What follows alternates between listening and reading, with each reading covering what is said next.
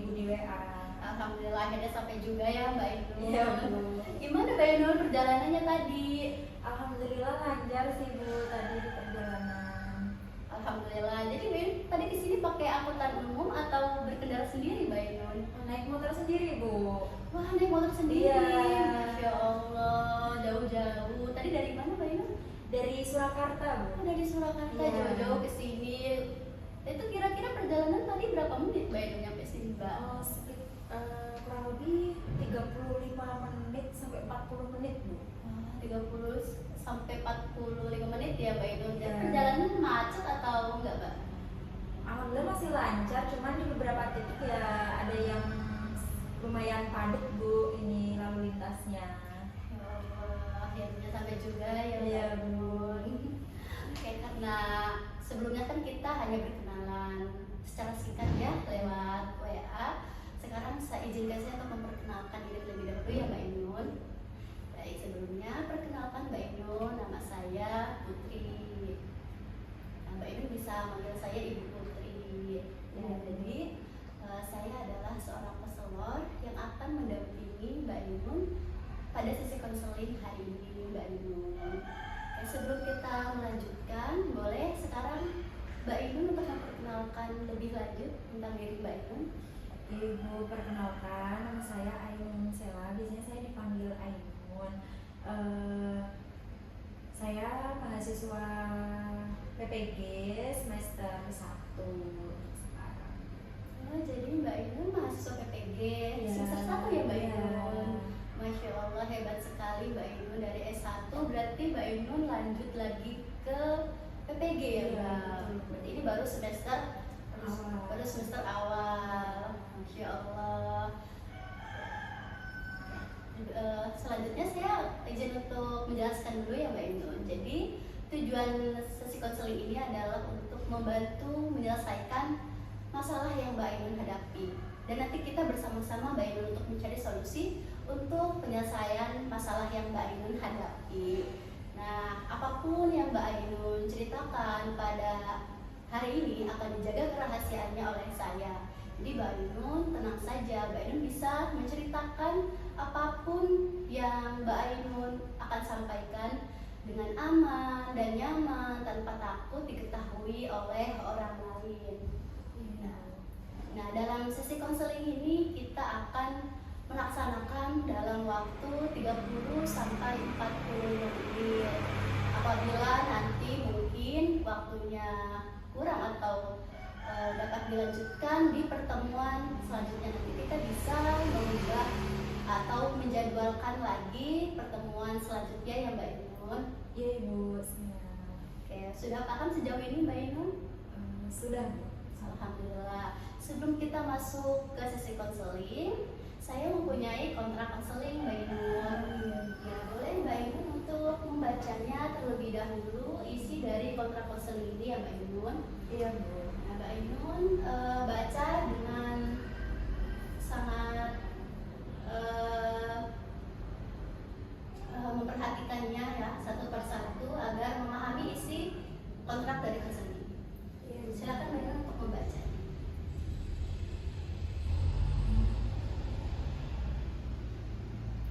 Jadi nanti ketika ternyata saya dirasa perlu penanganan lebih lanjut mungkin dari psikolog atau psikiater gitu ya Bu. Jadi saya jadi atas persetujuan saya gitu, nggak yang langsung dialihkan ke psikolog atau psikiater gitu ya Bu. Iya betul Mbak Ainun. Apapun tindak lanjut yang akan nanti dilaksanakan itu pasti atas dasar persetujuan dari Mbak Ainun. Iya Bu.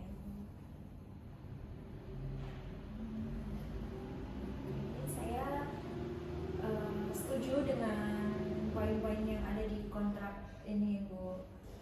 Baik, nanti Mbak Ainun sudah membaca semuanya dan Iya. Mbak Ainun setuju. Iya. Nah, kalau setuju Mbak Ainun boleh tanda tangan di sebelah sini. Silakan.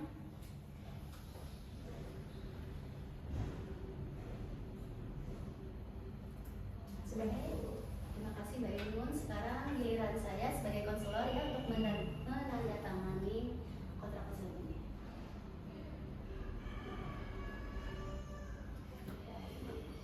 Karena kontrak konseling sudah ditandatangani,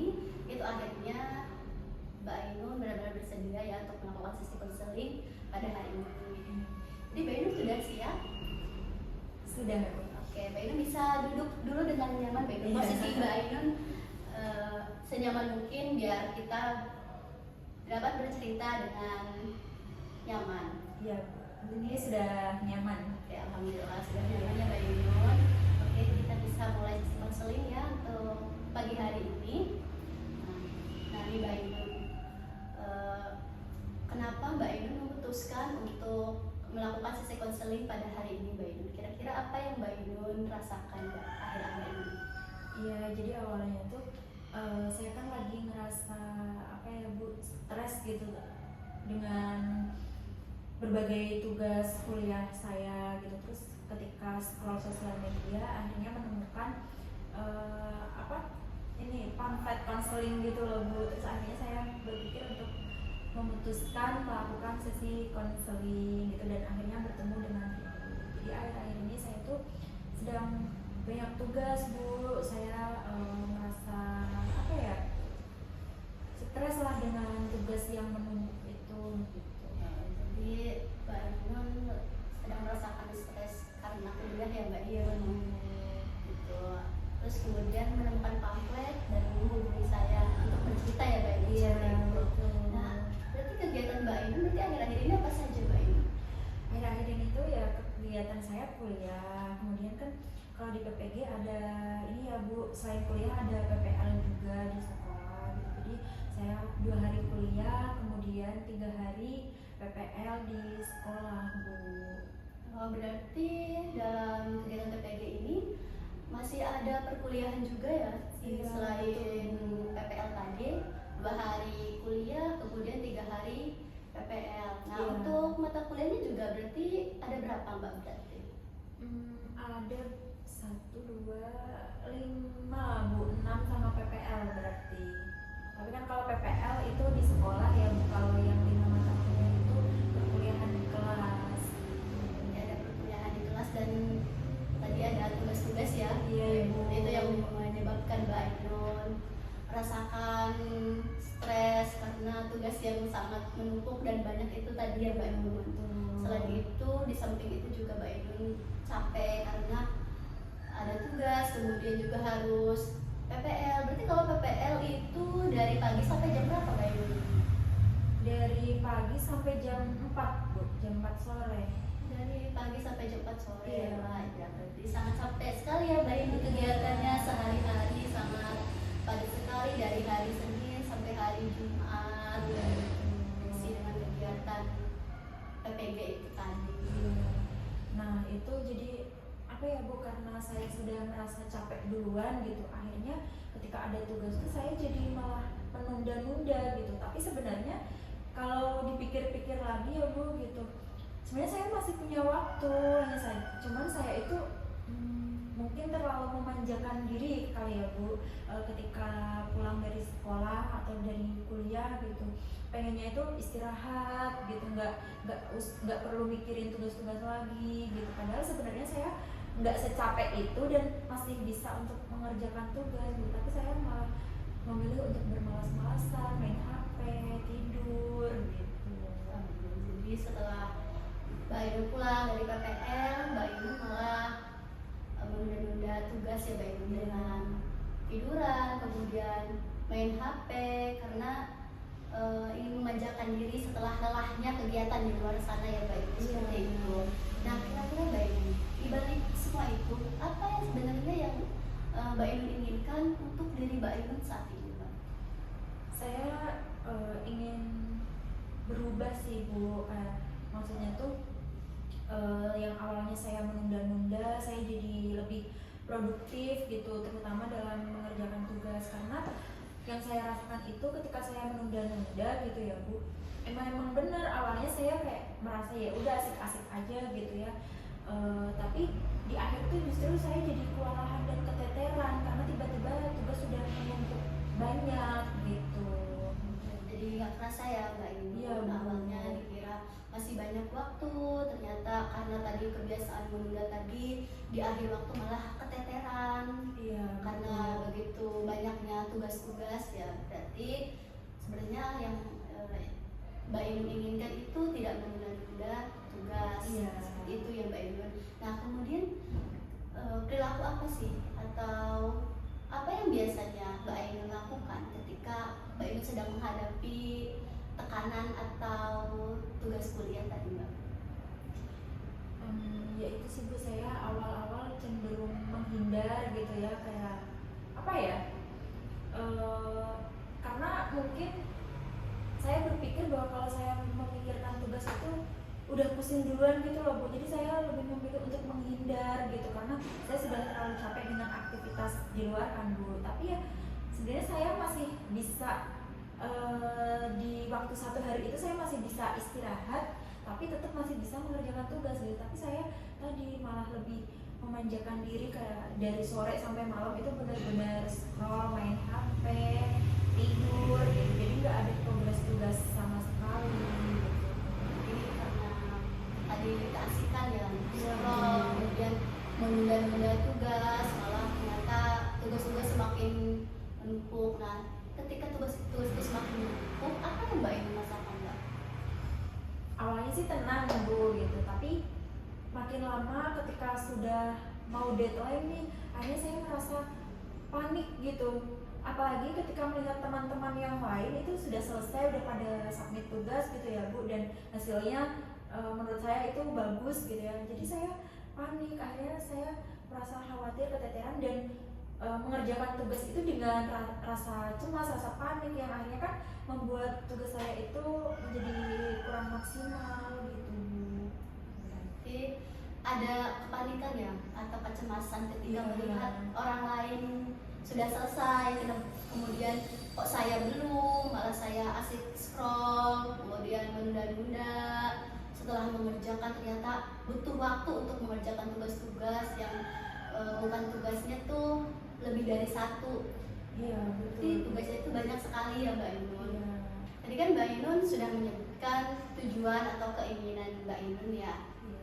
Nah, terus Mbak Ainun juga menurut Mbak Ainun dengan menunda-nunda tugas, kemudian malas dan scroll TikTok itu akan membawa Mbak Ainun kepada tujuan yang ingin Mbak Ainun inginkan.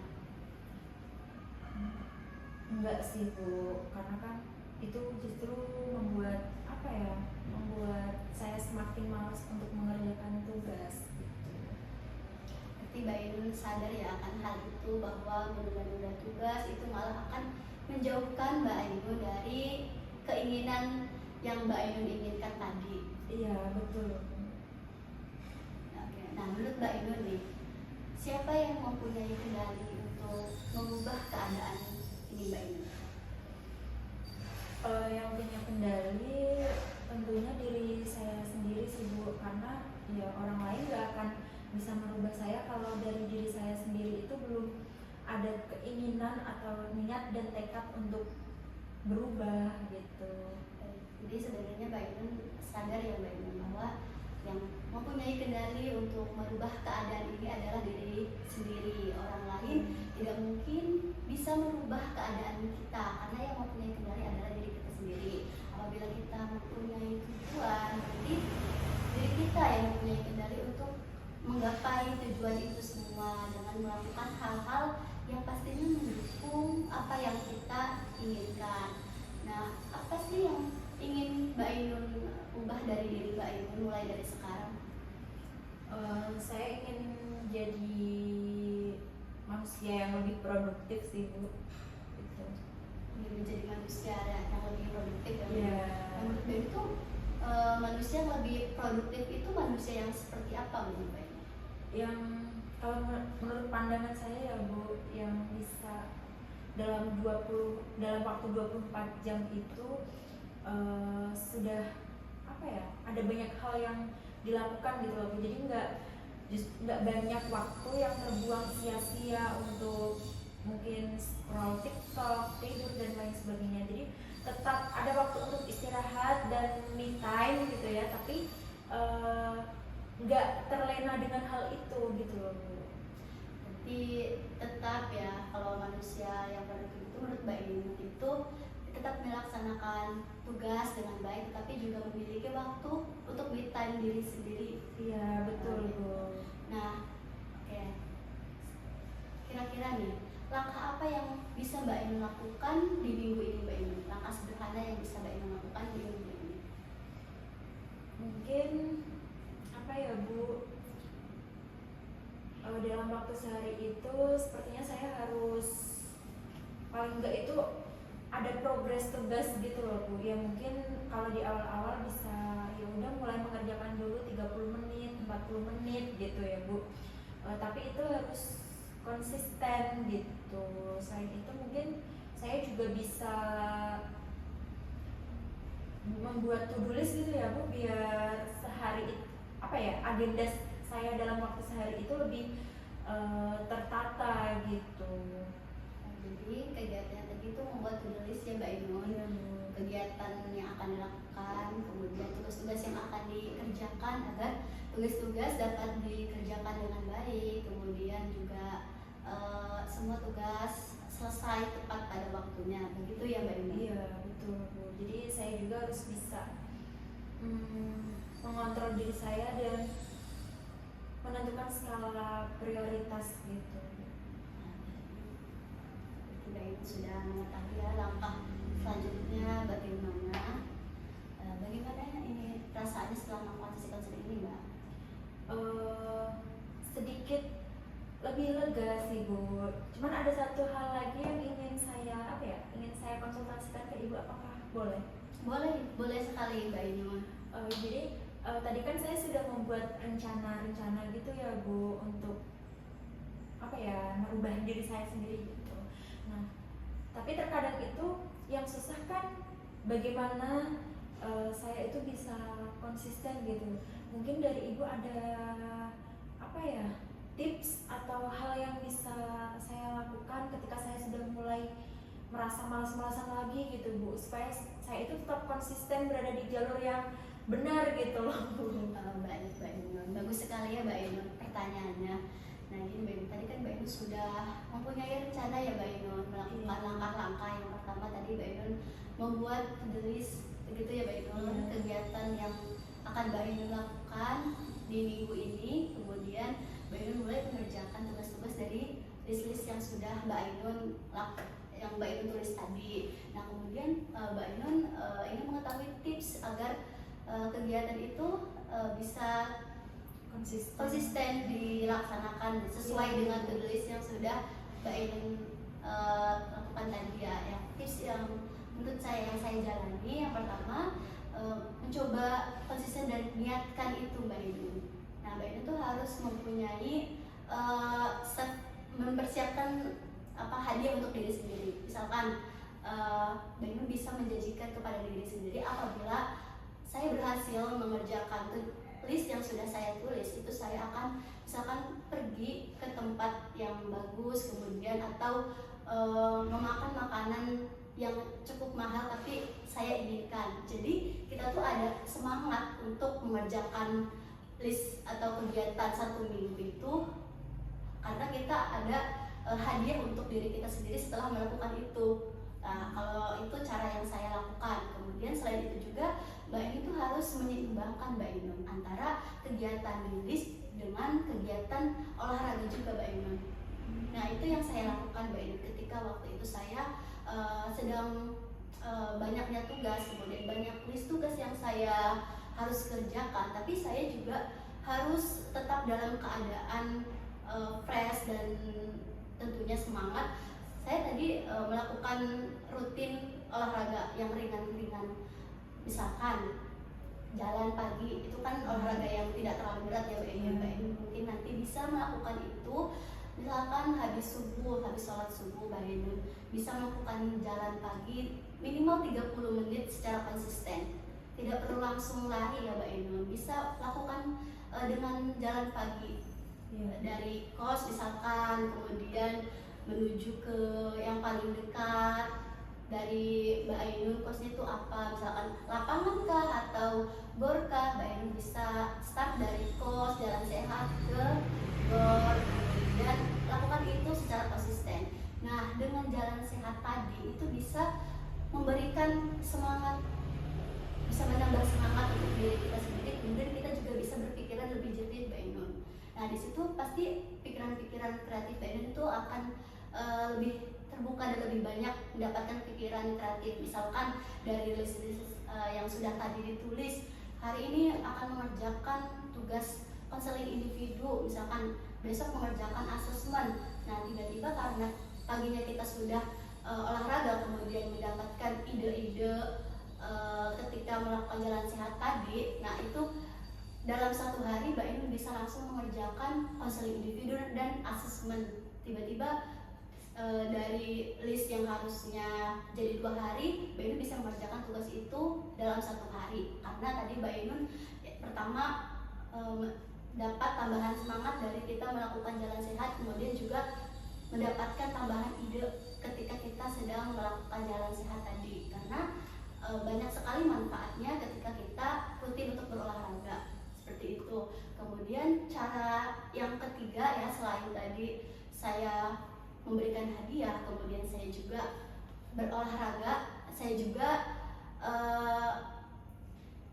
melakukan kayak refleksi diri Mbak Ainun. Setiap hari saya melakukan refleksi diri tentang kegiatan yang sudah saya lakukan di hari itu. Saya melakukan refleksi diri itu setiap hari setelah saya melakukan kegiatan yang saya lakukan. Misalkan tadi saya melakukan olahraga, kemudian saya melakukan tugas, mengerjakan tugas-tugas kuliah. Nah, terakhir saya refleksi, hari ini saya sudah olahraga nih. Nah, itu kan sesuatu kegiatan yang sangat positif ya Mbak Ainun, yang bisa dilakukan. Nah, itu kemudian refleksi tentang tugas-tugas yang sudah saya kerjakan. Tadi kan saya mengibaratkannya mengerjakan tugas konseling individu. Ternyata dalam 1 hari saya bisa mengerjakannya dengan baik, kemudian yang menurut saya itu sudah benar sesuai petunjuk. Kemudian saya juga selain itu saya juga ternyata bisa mengerjakan tugas asesmen nih yang harusnya saya kerjakan besok, ternyata di hari yang sama saya bisa nih mengerjakannya. Berarti kan itu refleksi yang saya tuliskan berarti refleksinya bagus ya Mbak Ainun. Nah selain refleksi juga saya bisa melakukan evaluasi. Nah evaluasi mungkin saya bisa merancang lagi mungkin di hari esok.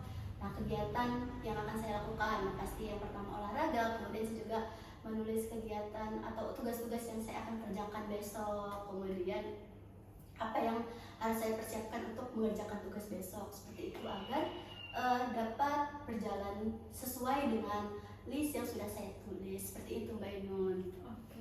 Jadi yang pertama apa ya, seperti menyiapkan self reward gitu ya Bu, ketika sudah berhasil menyelesaikan to-do list itu dengan baik. Kemudian kalau misalkan dirasa harus menyeimbangkan antara mengerjakan tugas dengan aktivitas-aktivitas yang lain gitu, karena kan memang ya Bu, tugas-tugas saya itu kebanyakan menurut saya untuk berlama-lama di depan layar laptop gitu. Jadi saya harus menyeimbangkan dengan aktivitas aktivitas nyata gitu ya Bu, misalnya seperti olahraga atau misalkan bertemu dengan teman-teman gitu. Terus yang ketiga kemudian itu refleksi dan evaluasi harian gitu, supaya saya jadi tahu apa yang sudah saya kerjakan hari ini, apa yang belum bisa saya kerjakan gitu, apa yang harus diperbaiki gitu ya Bu.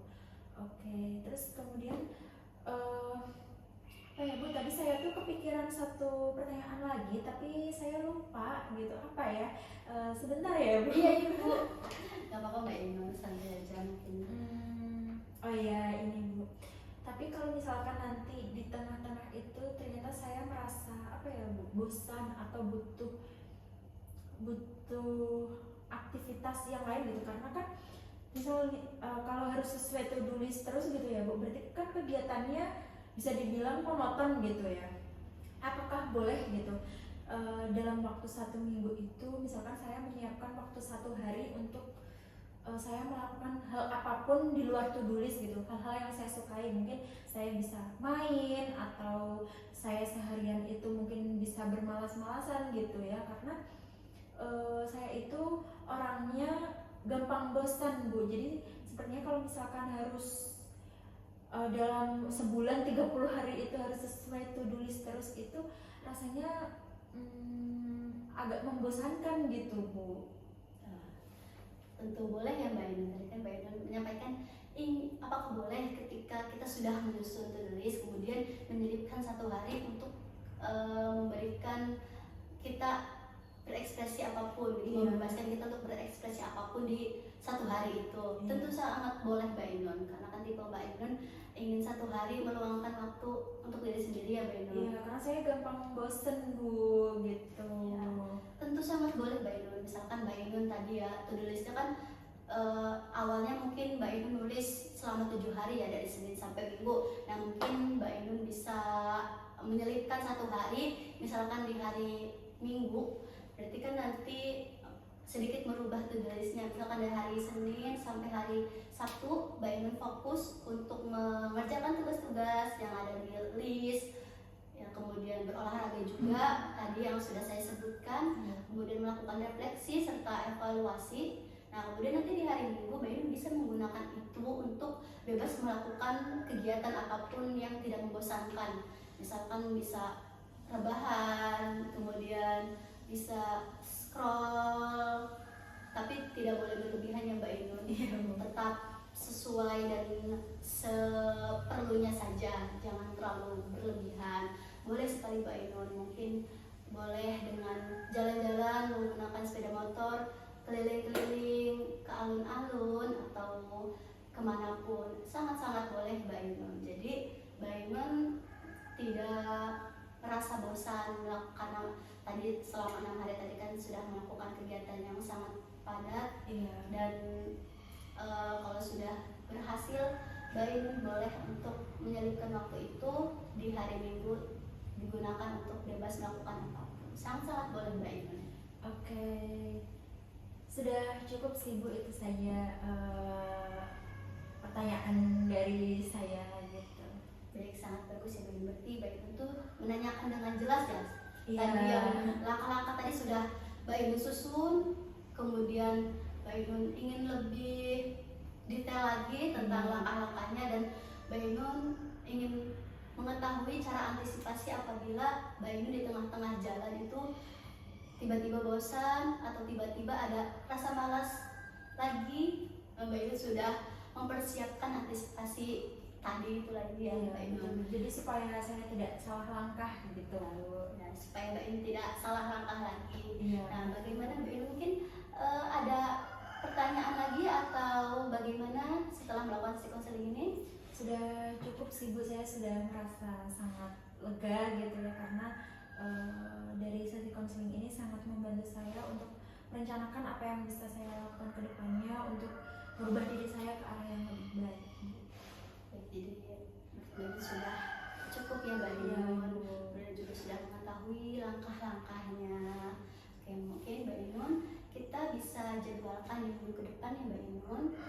Nanti saya akan mengevaluasi apa yang sudah Mbak Ainun katakan tadi. Yang pertama, membuat list, melakukan kegiatan yang produktif tadi ya, olahraga, mengerjakan tugas, melakukan evaluasi atau refleksi. Kemudian satu hari Mbak Ainun menyelipkan waktu untuk bebas melakukan hal apapun. Nah, kita di minggu depan akan mengevaluasi itu semua, apakah kegiatan yang sudah Mbak Ainun list tadi itu berjalan dengan lancar, atau mungkin nanti ada kendala yang Mbak Ainun lakukan. Nanti kita bisa bahas di minggu yang akan datang. Nanti kita bisa menjadwalkan lagi Mbak Ainun dengan saya, kemudian nanti saya jadwalkan juga jadwal konseling yang bisa kita lakukan. Nanti Mbak Ainun seperti biasa datang ke sini apabila nanti kita sudah mendapatkan jadwalnya ya Mbak Ainun. Baik Ibu, siap. Jadi nanti kita jadwalkan lagi via WA ya Bu? Ya Ibu, ya Mbak. Untuk jadwalnya kita selalu via WA ya. Nanti siap, Ibu. Kalau misalkan jadwal sudah ada, saya share, kemudian nanti Mbak Ainun bisa datang lagi ke sini. Baik Ibu. Itu ya Mbak Ainun. Iya Ibu, terima kasih banyak atas waktunya hari ini gitu. Saya sangat berterima kasih karena Ibu sudah membantu saya untuk lebih mengenal diri dan juga membantu saya untuk menemukan langkah-langkah yang bisa saya lakukan ke depannya. Sama-sama Mbak Eno, dengan senang hati saya mendengarkan cerita Mbak Eno, kemudian kita bersama-sama mencari solusi tadi ya Mbak Eno. Dengan senang hati saya melakukan itu semua. Nanti pulangnya hati-hati di jalan, jangan ngebut, Siap ya, agar Bu. sampai rumah dengan selamat. Oke, terima kasih ya Mbak Eno. Iya, kalau begitu saya pamit dulu ya Bu. Ya, Mbak Eno. Assalamualaikum. Waalaikumsalam.